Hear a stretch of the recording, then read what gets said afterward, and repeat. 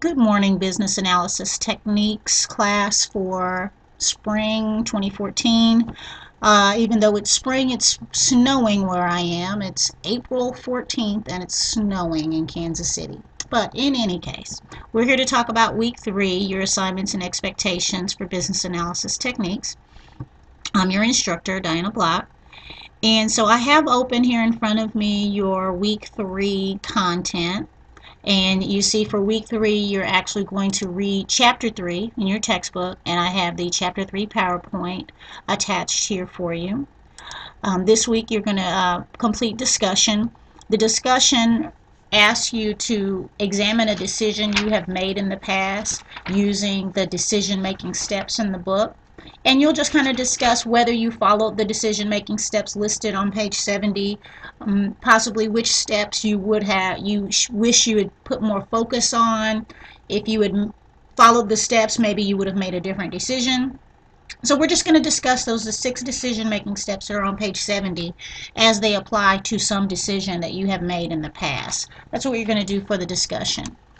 Then you've got an assignment here, and here's the assignment. So after you have read chapter 3, you will complete this, and you might want to just transfer this whole table to Excel so Excel can do the calculations for you. Or you can just do the calculations in Excel or with your calculator and then add them here. I prefer to work in Excel myself. So however you want to do that, but what you're going to do on this first problem, it's asking what size of a station this person should erect if they realize a certain amount of profit. So the first thing it asks is, what is the max decision?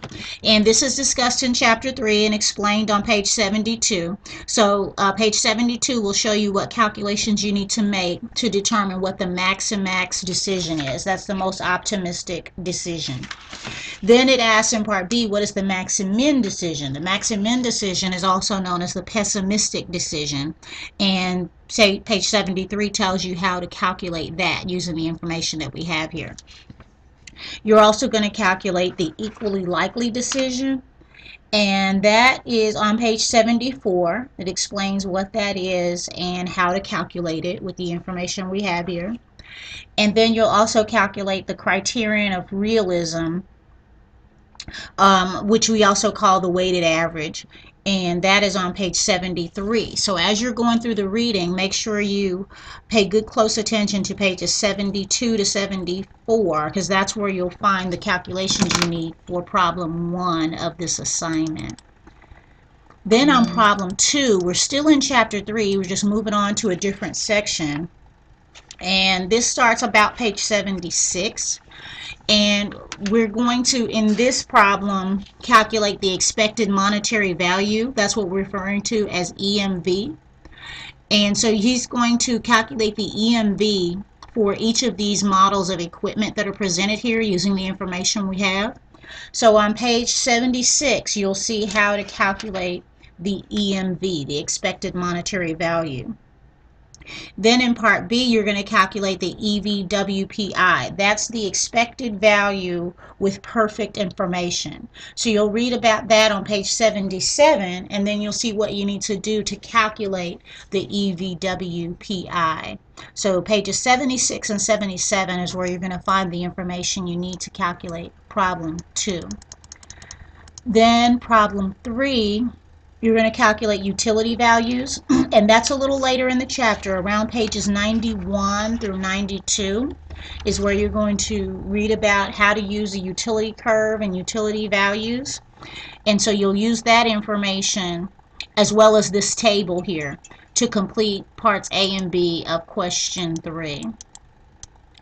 Then on question 4, you go back to using the EMV calculations. You're going to calculate EMV for various nodes here. So again, that information is on page 76 and 77, and you also see an example in the chapter of calculating the expected monetary value of each of these nodes. So all of the information is pretty straightforward. There's a lot in this chapter, to read and to learn, but I wanted to let you know which areas to focus on for the homework assignments. For the discussion, you're going to focus on page 70 where it lists the decision-making steps. For problem 1, you're going to go focus on pages 72 through 74. Then on problems 2 and problem 4, you're going to read through the EMV material on pages 76 and 77. And then problem 3, you'll find information about the utility curve on pages 91 and 92. And all of these calculations are also in the PowerPoint that is posted. So make sure you put in those keywords and search the PowerPoint for the information that you need as well. Let's see, remember that we will have a test that'll come up in week 6. So as you have time, you can go ahead and review the textbook website so that you can go through the practice quizzes to be prepared for our quiz in week 6. And also, I recommend viewing this video example that I have posted here. This will help you with problem 4, with the decision tree where you're calculating the EMV of the various nodes. So I highly encourage you to go through this video before you even start working on problem 4. And as you have time this week, work through the textbook website and use the review questions and practice quizzes there to get ready for the quiz that we'll have in week 6. If you have any questions, my office hours, phone number, and email is all posted in the instructor area. And as always, I'll always return your calls or emails within 24 hours.